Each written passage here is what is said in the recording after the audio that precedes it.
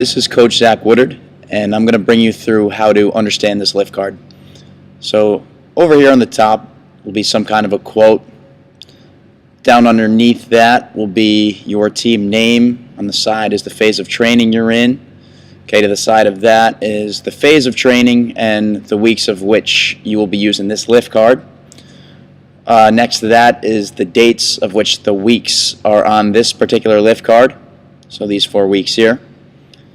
As we begin to move down, so this spot is just where your name would go.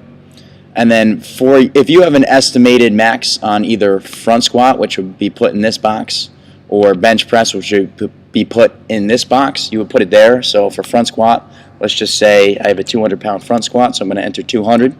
Okay, and then you'll notice some numbers spit out here, here, here, and here. That's basically estimates based on your squat. And then if we do the same thing for bench, let's say I have a 200-pound bench, and then over here for dumbbell row, that will pop up as an estimated max. So this entire column here is estimated maxes. Okay, so this lift card has 3 days broken up into thirds, right? So if I highlight this whole kind of section here, that is day 1, okay, and then day 2 would be this middle section here, okay, and then day 3 is all the way over there. Now the first four rows here will have a warm-up exercise or exercises that you'll do. Let's take day 1 for example here. First thing we'll do is we'll do light kettlebell swing, 2x8, which means 2 sets of 8, and then that will be followed by our front foot elevated Spider-Man stretch, 2 sets, so 2 by 25 seconds each side.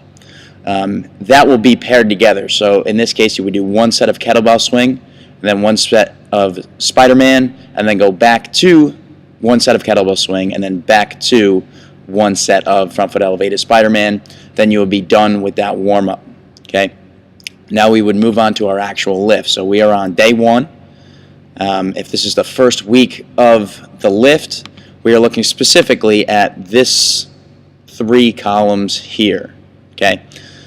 Now, this particular day, there's 3 exercises. They are all paired together. Okay, so we're looking here. Everything in white is paired together.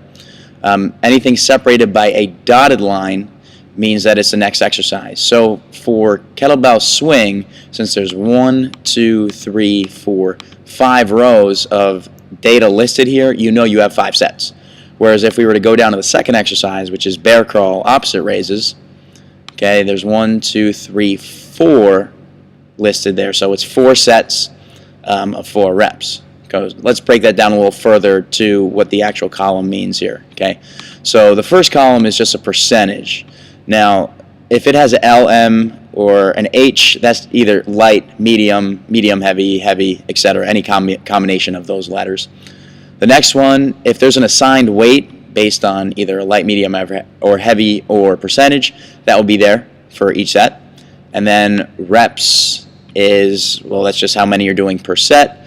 If it has a slash, so for example right there, if it says 4/4, that means 4 on each side. So let's go down a little bit. So your first tier here, okay, would be your first pairing of exercises. So we'd have 3 exercises.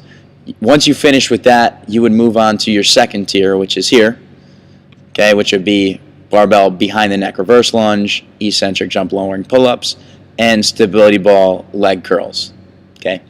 Now down here you'll see, so there's an actual percentage on that percentage column, right? So percentage down here, if we're working at 76%, basically what this lift card will do is project what weight you might want to do for that set based on the numbers that is drawn from up here. BTNS is behind the neck split squat. And again, that was estimated from what we inputted from front squat.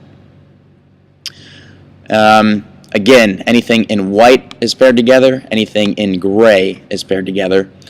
This lift card has 4 weeks of data on it, right? So that's week 1, week 2, week 3, and week 4, all for day 1. Day 2 would be over here. Day 3 would be over there. At the bottom here, it'll have any additional work, post-lift work. So for example, on this day, on this particular lift card, day 2, we would have 30-30 gassers to do after we finish our lift. RPE is not necessarily something you need to do over summer, but I highly suggest that you do it for your own reference. Give, in this box here, okay, a rating from 0 to 10 on how hard that lift was for you that day, which will give you an idea of the work that you're actually putting in each and every lift that you have.